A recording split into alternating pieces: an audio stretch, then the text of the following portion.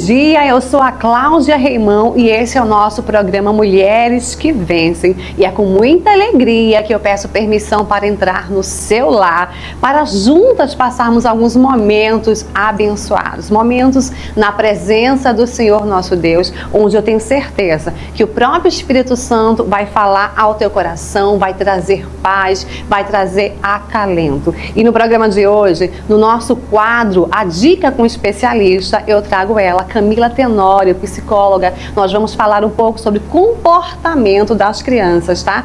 Tudo para que você esteja aí atenta, saiba até como lidar com seus filhos. Conhecimento é a base de tudo e você vai ficar ligadinho porque essa entrevista vai ser muito especial. Eu vou trazer também a palavra de Deus e eu tenho certeza que você precisa de um start hoje para se levantar, para se animar e você vai encontrar, porque a palavra de Deus é tudo que nós precisamos para estarmos edificadas, estarmos aí com a nossa fé em ação, para que Deus ele possa operar na nossa vida, para que a gente venha produzir frutos, não é mesmo? Então fica comigo, roda a vinheta, porque agora vai acontecer a entrevista com o especialista.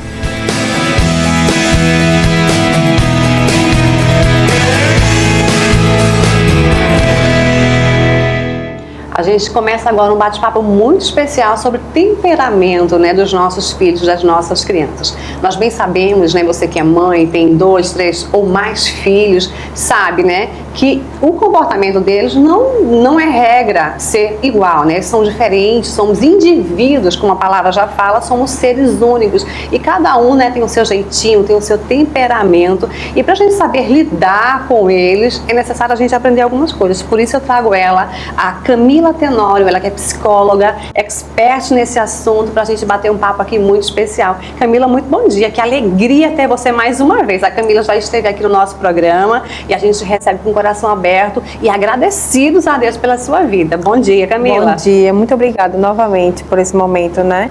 Muito maravilhoso estar aqui. Obrigada.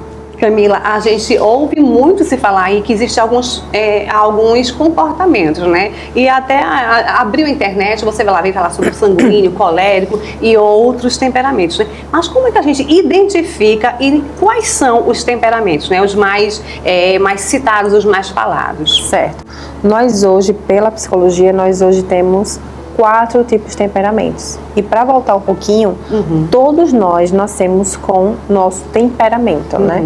Então, a gente já nasce com esse impulso que a gente chama de temperamento.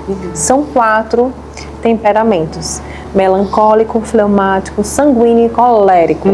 Então, esses temperamentos são nossos impulsos crus, né? E é muito fácil de identificar nas crianças, porque as crianças nascem, né, com aquele impulso muito cru, que a gente vai contornar à medida dos anos, mas a gente consegue identificar através de alguns testes que a gente vai sentindo nas crianças. A partir ali dos 3 anos e meio, a gente vai conseguir identificar de uma forma melhor, porque eles vão conseguir vocalizar mais, e aí você tem um direcionamento de qual é o temperamento do seu filho. Fala pra gente um pouquinho, né, dos como é esses temperamentos. Por exemplo, sanguíneo, aí você vai expondo, explicando como é que é um sanguíneo, por exemplo, e assim por demais. Certo. Eu vou tentar resumir, né? Sim. Mas obviamente, para você identificar um temperamento, a partir do momento que seu filho esteja ali por volta dos 5, 6 anos, a gente fecha o diagnóstico de um temperamento aos 7 anos de idade, mas a partir dos 3 anos a gente vai começar a identificar de acordo com a evolução vocal dessa criança. Sim. Então, um sanguíneo é uma criança que ela gosta de estar com as pessoas. Vai ter brinquedo e vai ter gente, ele gosta de gente. Ele gosta de estar agarrado na avó, ele gosta de estar agarrado na tia, nos colegas. Então, é essa criança que tem esse pulso mais para estar com gente, esse sanguíneo. Se a gente pudesse resumir, obviamente são várias características, mas assim, para ter uma base, é essa criança. O colérico é uma criança que ela gosta de mandar, é um líder nato. Então, aquelas criancinhas pequenininhas que já estão colocando ordem no lugar, é muito provavelmente uma inclinação de um colérico. Um fleumático é uma criança que gosta de analisar. Se tiver, por exemplo, um brinquedo ali de desenhar e um de blocos, ou de algo que seja relacionado à análise. Ele vai se interessar muito mais com facilidade para algo nesse quesito. Ele gosta de analisar, né? Um melancólico é aquela criança que ela é mais sensível. Ele, tanto o fleumático como o melancólico são crianças mais introvertidas, porém o melancólico ele é um pouco mais sensível, então ele chora, ele não chora alto, ele é pra dentro, mas quando o melancólico ele chora, ele sente, então ele chora muito, ele sente, e já vem esse nome de melancolia, então o melancólico ele já tem essa inclinação, né? Por exemplo, um sanguíneo quando ele chora, quando o sanguíneo ele chora, é aquela criança que acabou o mundo, aquela criança que se esparrama pelo chão, no shopping. O sanguíneo é aquela força. Um colérico, quando ele chora, é aquela criança que meu Deus, você pensa assim, meu Deus, eu deveria ter deixado. Porque deveria ter trazido. Eu deveria ter cedido, porque ele vai tentar lhe importunar e conseguir até você deixar, mas mãe deixa, vai chorar e vai lhe questionar. Já o fleumático e o melancólico são as crianças frias, que a gente chama, sanguíneo e colérico são crianças quentes para fora, melancólico e fleumático, crianças frias, e o melancólico, ele vai chorar, né? Ele vai sentir muito. Os quentes, vamos dizer assim, eles apresentam mais os seus sentimentos. São pessoas assim que mostram, imprimem logo os seus sentimentos, as suas emoções. Já os frios são aqueles mais introspectivos. Os quentes são para fora, são vocais. Então, os temperamentos quentes, eles são vocais, eles vão externalizar com muito mais facilidade do que os temperamentos frios, que são mais internos, vão internalizar mais isso. Entendi. A gente sabe que existem esses 4 temperamentos aí, mas o indivíduo, a criança, ela pode ter mais de um temperamento ou não? Certo. Nós, na verdade, todos nós temos todos os temperamentos em algum momento da vida. Sim. Porém, vai ter um temperamento que vai ser o dominante. Então, eu tenho um pouquinho disso, daquilo, ok. Mas vai ter um temperamento, apenas um, que vai ser o dominante. Como é que eu faço para poder identificar isso com mais facilidade? Qual é o seu impulso cru? Seu impulso. Nós temos nossos impulsos que a gente segura para viver em uma sociedade, mas aquele impulso seu, tem pessoas que são mais impacientes, tem pessoas que são mais sensíveis. Então, aquele impulso seu provavelmente vai indicar qual é o seu temperamento. Então, aí você falou que a partir de quantos anos a gente pode fechar? 7 anos. 7 anos. 7 anos a gente consegue fechar, porque é o finalzinho da primeira infância. A primeira infância tem vários estudos, mas vamos colocar ali entre 7 e 8 anos, que é o final dessa primeira infância, desse ciclo. Então, a gente pode identificar qual sim fechar esse diagnóstico para o temperamento daquela criança. Uma família, por exemplo, que os pais são sanguíneos, ele influencia essa criança? Com certeza. O que acontece? A gente nasce com temperamento. Nossa personalidade ela é moldada de acordo com o ambiente. Então, vamos dar um exemplo aqui. Se o filho desses dois pais que são sanguíneos para fora, são extrovertidos, sanguíneo é assim, mas a criança nasceu fleumática. Então, é uma criança analítica, mais para dentro, mais fria. Porém, se ela está em um ambiente onde ela vive essa vocalização para fora, esse estímulo, obviamente vai modular essa criança, mesmo ela tendo os impulsos individuais dela, mas vai ter uma modulação de acordo com os pais, os cuidadores principais ou aquele ambiente que envolve aquela criança. Então, não só o temperamento, mas o ambiente que aquela criança ela está vai influenciar demais na personalidade, como ela vai responder ao mundo, porque é uma junção. Tem um temperamento e nossa personalidade. Juntando isso, é o que a gente é para responder e viver nesse mundo enquanto sociedade. A gente não está aqui para dizer que tal temperamento é bom ou tal temperamento é ruim, não. Pelo contrário, né? A gente está expondo eles, né, para que você tenha ciência, tenha conhecimento e saiba, né, lidar com essa pessoa. Mas a gente sabe que aquela pessoa que ela expõe mais os seus sentimentos, que não tem papas na língua, vamos dizer assim, que tá ali, que fala o que pensa e tal, causa uma certa, né, uma repulsa aqui entre algumas pessoas, né, que já olham torto às vezes. Infelizmente, nossa sociedade não está, vamos dizer assim, preparada, né, para receber para essa conversa. Como é que nós, enquanto pais, nós podemos ajudar os nossos filhos, aqueles que têm um impulso, né, de ser mais ali mandatários, de serem crianças ali que exprimem mais os seus sentimentos? Crianças que imprimem mais e vocalizam mais são crianças, provavelmente crianças quentes. Então, são dois temperamentos, sanguíneo ou colérico. Crianças assim, elas não vão reter tanto para dentro, então elas vão precisar, o mecanismo delas de aprendizagem, de vivência, elas vão precisar vocalizar, né? O que vai acontecer? Vocalizar é uma coisa muito boa. Para os pais que têm esse tipo de criança, eles vão precisar modular e dar contorno. O que a gente, enquanto pai, enquanto mãe, precisa fazer com os nossos filhos? Pegar tudo que é positivo deles e melhorar, e pegar o que não é tanto e modular. A modulação vem através do contorno dos limites. Então, essas crianças que têm esse impulso mais para fora, é você dizer ao seu filho, à sua filha, imprimir e vocalizar que tá tudo bem você falar, mas porém tem formas de falar. E aí você vai ensinar esse filho o tom, o momento, e vai ensiná-lo a segurar os impulsos, porque temperamento é justamente os nossos impulsos crus. Então ele vai querer falar, filho, você pode falar, tá tudo bem você falar, mas agora não é o momento. Quando a gente chega em casa, você fala. Então eu respeito o que você quer falar, eu vou ouvir o que você quer falar, não preciso aceitar tudo que você quer falar, mas no momento certo, você com certeza vai falar. Então, a gente respeitar essa criança e dar voz a ela, não é aceitar tudo que ela vai falar, mas certificar que ela vai ter voz, ela vai ser ouvida. Porém, um bom pai, uma boa mãe, ela vai dar o contorno. Filho, isso aqui que você falou não foi legal, você pode falar dessa outra forma, você pode falar nesse outro tom e você pode falar nesse outro momento. Então, a gente, né, para essas crianças vocais, a gente vai ensinar a maneira e quando e como falar. A gente tá aí, Camila, com um público, né, de mulheres que vivem uma vida corrida, né? A maior parte das pessoas vivem uma vida corrida, trabalham fora, quando chegam em casa, principalmente nós mulheres, né? E a gente tem que dar conta do marido, a gente tem que ali os nossos afazeres, cuidar do filho. E nem sempre educar é fácil. Educar requer esforço, requer coragem para nós mulheres, mas a gente sabe que não é fácil, né? Às vezes a gente está cansada pelo corre-corre, a gente está com a cabeça cheia, porque infelizmente as lutas elas acontecem, mas é necessário, né, Camila, que a gente venha parar, que a gente venha entender e passar isso para os nossos filhos, né? Pois a gente vive numa sociedade hoje que é tudo muito corrido, e principalmente nós que somos mulheres, porque a gente tem o lado de fora, mas tem a casa toda para gerenciar. E uma das frases que eu coloquei esse ano é: tem o ideal e tem o que dá, né?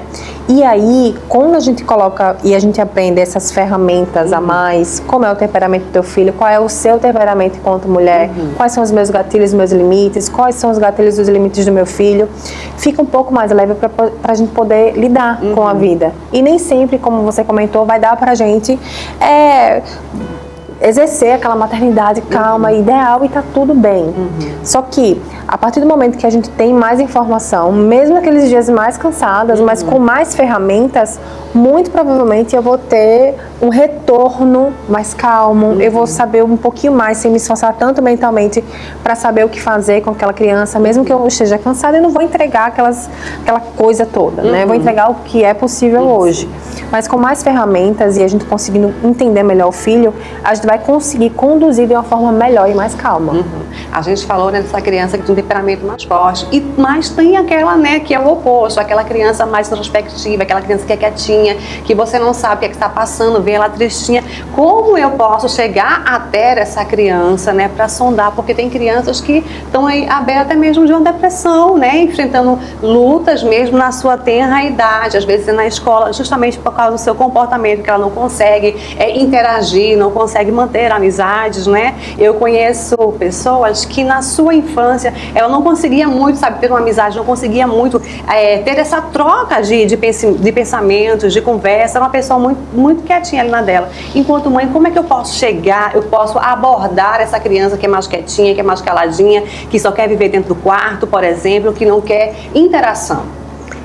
E é muito importante essa sua fala. Por exemplo, nos meus atendimentos, eu não me preocupo tanto. Óbvio que eu olho e fico atenta. Mas eu tenho uma criança muito vocal e uma criança que ela internaliza mais. A minha preocupação vai ser para essa criança em primeira instância. Por quê? Porque está tudo lá dentro. Sim. Então, a partir do momento que você não consegue externalizar, você não tem como elaborar com o outro as coisas, às vezes, como elas são. Para crianças que são mais frias, crianças melancólicas e fleumáticas, que é importante? É você criar uma ponte de comunicação com essa criança. Essa criança, naturalmente, ela não vai ter tantas ferramentas para se expressar, por mais que ela queira. Então, se você mãe e você pai tem uma criança que ela é mais fechada, você seja o condutor, o fio condutor para chegar até essa criança. Meu filho, como é que foi a escola? O que você gosta de fazer? Se essa criança, por exemplo, está no momento que ela quer ficar só no quarto, o que está faltando aí? Interação. Imagine como deve ser chato uma pessoa que você não tem intimidade, mesmo sendo seu pai e sua mãe, você já não tem essa tendência de vocalizar, e o pai e a mãe chegam, e aí, como é que foi hoje? Você não vai falar. Se você tiver intimidade e aquela interação estiver ali, você vai vocalizar com mais facilidade. Qual é a dica aqui?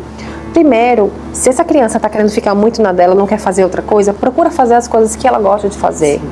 Ela gosta de... Filho, vamos para o cinema. Filho, vamos pintar aqui juntos, a depender da idade. Faz essa conexão. Depois dessa conexão, você faz a ponte. E aí, meu filho, outro dia, como é que foi a escola hoje? Você gostou de fazer alguma coisa? E aí você vai conversando, mas sempre primeiro você ter conexão. As crianças mais frias, elas precisam de conexão, mesmo aparentando que elas não precisam. Que elas são, às vezes até, eu vejo que as pessoas não entendem, acham que são autossuficientes, que não precisam, que não querem. Não é, elas precisam até mais. Mas precisam que as pessoas do lado de cá tenham esse fio condutor, se conecte para poder a gente ter essa ponte de comunicação. Mas elas precisam vocalizar. É nunca expelindo, né? Trazendo para perto, fazendo como você falou aí, né? Colocando, argumentando, né? Conversando, né? Chegando realmente numa união. Porque às vezes a gente vê pais e filhos dentro de casa, cada um para o seu lado, e aí a gente não fala apenas de criança, mas de adolescente, que cada um está vivendo a sua vidinha ali, e às vezes a mãe não se dá conta que o fardo dela está pesado, mas que ela está criando, né? Jovens, que ela está criando um ser que merece toda a atenção, né, Camila? Exatamente. E porque a gente às vezes coloca a nossa régua enquanto adultos, mas assim, eles estão vivendo, tanto as crianças como os adolescentes, as questões deles. E a gente às vezes define o que é melhor, o que é pior, é um julgo desigual. Então assim, e hoje para ser um adolescente é muito difícil ser adolescente hoje em dia. Porque os padrões, né, são impressos pela mídia. Muitas coisas. Saiu uma pesquisa, foi ano passado, no final do ano passado, foi muito interessante, principalmente sobre as meninas, depois com as redes sociais. Tem um livro que eu li, vou até fazer um resumo para o pessoal, que até o pessoal do Instagram colocou, é Geração Ansiosa. E aí nesse livro ele aborda e traz dados científicos que, para as meninas, estou falando para as meninas, essa questão da internet e do padrão dela se amar, dela se gostar, cara, isso assim, tá danificando muito a mentalidade. Então é um padrão muito alto. Se pra gente que é mulher adulta hoje, a gente sente que é uma loucura, imagine para adolescentes, né, que não tem nenhum córtex pré-frontal maduro, porque esse córtex pré-frontal só é maduro a partir dos 25 anos. Então são pessoas que isso aqui é o nosso impulso. É o nosso impulso, as nossas reorganizações que a gente não tem ali maduro. Então, assim, eles estão em fase de realmente maturidade cerebral e eles estão passando por pressões que nós adultas estamos penando para segurar a onda. Então, esses adolescentes precisam, antes da gente chegar e perguntar, a gente se conectar. Vai ouvir aquela música que elas gostam de ouvir. Minha filha, você gosta de ouvir o que tá? Vamos assistir um filme? Você quer assistir o quê? Vamos sair, noite de meninas, vamos para um spa, vamos para fazer uma unha. Vamos, o que é que você gosta de fazer? Criar todo um ambiente, né? Criar essa conexão, adolescente, criança, seres humanos precisam de conexão. Às vezes a gente pega porque a gente tá querendo muito. E aí, como é que tá? É como se, e eles se sentem, a criança, ela não vai responder você, né? Ela não vai elaborar isso, mas ela não vai responder porque não tem conexão. E o adolescente fala, meu Deus, eu tô me sentindo contra a parede. Quantos adolescentes... E às vezes o pai e a mãe só quer se comunicar, mas não sabe primeiro gerar conexão. Então, gerar conexão e depois você faz esse fio condutor para ser vínculo, ponto de vínculo, e ele vai se abrir para você. Camila, amei nossa conversa, viu? Queria eu ter horas aqui na TV pra gente ficar conversando mais e mais. Eu agradeço demais. E eu peço para que você deixe seu contato aí para essas mães, essas pessoas, na verdade, que precisarem de ajuda, que quiserem entender mais sobre o comportamento, que está enfrentando algumas dificuldades dentro do celular e precisa de um olhar de uma profissional que realmente tem gabarito, que tem autoridade para poder estar ajudando essa pessoa. Pode passar os seus endereços eletrônicos? Perfeito. Meu Instagram, né, minha página, vamos dizer assim, meu currículo online, que a gente gosta de falar, @Camila Tenório, com 2 L's. E eu atendo tanto online como presencial para essa família, para pais, mães, famílias que têm questões tanto com eles na parentalidade, como com seus filhos. Então a gente vai aqui elaborar e entregar ferramentas para você, para que você possa lidar de uma forma muito mais calma e uma maternidade, uma paternidade mais leve e que você conheça e gere conexão com seu filho. É isso aí.